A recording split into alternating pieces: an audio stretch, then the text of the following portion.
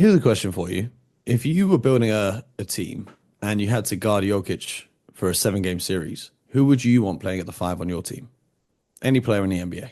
When I look at Jokic, okay, first of all, he's a big guy. He's not tall. He's a big guy. So I want big guys to play against him, right? Um, and I'm not saying this because I work with this player, but I want players,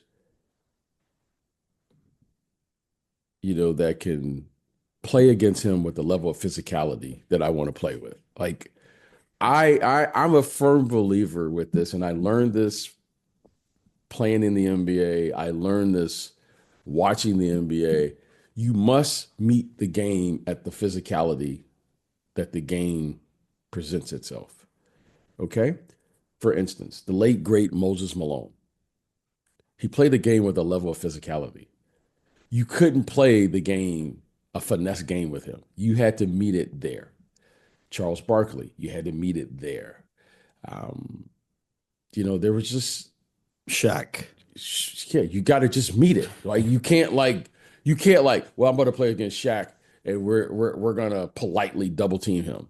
No, he Hmm. would rip your head off. Okay, Hmm. you had to meet the game with that level of physicality. So with Jokic, I want to meet the physicality of that game, and that would be like Bismack Biyombo for me.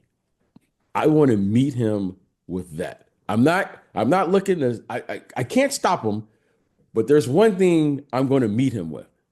I'm going to meet him with 6 fouls, and we're going to play tough. There's going to be no flopping here. There's going to be no bull guarding here. There's going to be no intimidation here. We're going to play a hard game.